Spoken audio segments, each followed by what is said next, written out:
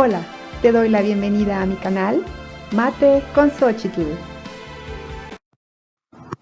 En este video vamos a revisar a detalle cuál es el procedimiento para derivar una función de una variable.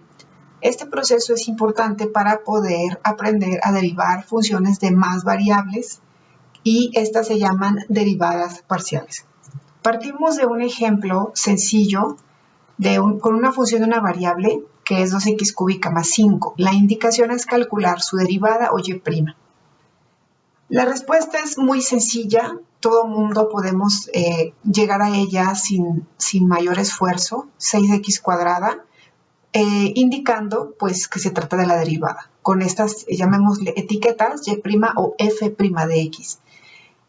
Sin embargo, aunque el proceso no se ve, pero está allí, viene justificado a partir de las fórmulas de derivación, las básicas, ¿sí?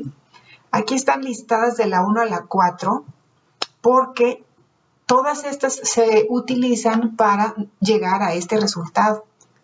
Entonces, hay que pensar cuando tenemos una función y hay que derivarla, necesitamos pensar en cuál es el orden de derivación, porque si bien es cierto que participan varias fórmulas muchas veces, sí hay un orden y una secuencia que respetar para asegurar que el resultado sea correcto. En este caso, lo primero que yo observo en la función es que hay dos objetos que se están sumando. Esa es la estructura más grande que se observa en la función. Por eso, la primera fórmula que se aplica es la 3, que indica cuando tenemos sumas o restas de objetos o expresiones, se tienen que separar para poder derivarse, ¿sí? Entonces, atendiendo a esa fórmula, tendríamos esta expresión. Primeramente, anotamos la etiqueta correspondiente para empezar el proceso. Ahora, en cada uno de estos términos, si se fijan, dice derivada de 2x más 3 más la derivada de 5, ¿sí? Observen detenidamente cómo estos objetos en sí son diferentes y eso implica que las fórmulas que las van a derivar o que los van a derivar son diferentes. Entonces, en el caso del primer objeto 2x cúbica, antes de que piense que es la fórmula 2, no. Tenemos que observar que hay una constante o coeficiente que multiplica a x cúbica. La fórmula 4 de derivación dice cómo derivar ese tipo de figuras. Una constante por una función o entendamos la u como un objeto o expresión que contiene la variable. En este caso, la fórmula permite retirar la constante y solamente derivar la expresión que tiene la variable. Entonces, en este caso, para poder derivar este objeto se tiene que utilizar la fórmula 4, mientras que para el segundo lo que observamos ya es una derivación aplicando la fórmula 1. Sin embargo, como la fórmula 4 todavía no efectúa el proceso y la 1 sí, que es la que vamos a aplicar en este caso, para no mezclar cosas que están derivadas con cosas que no están derivadas, vamos a indicar que vamos a utilizar la fórmula 4 en el primer objeto y simplemente copiamos el segundo término, ¿sí?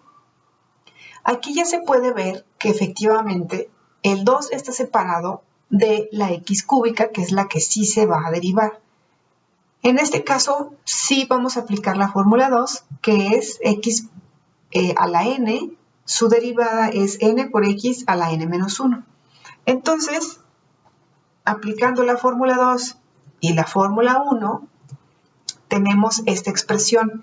En este caso, ya no hay indicaciones de derivación porque ya se efectuó el proceso, es decir, ya no hay cosas pendientes en términos de derivada. Únicamente hay cosas pendientes en términos algebraicos porque aquí hay una operación indicada, 2 por 3x cuadrada más 0, para llegar a este resultado. Ahora, ¿por qué es importante que revisemos tan a detalle este proceso?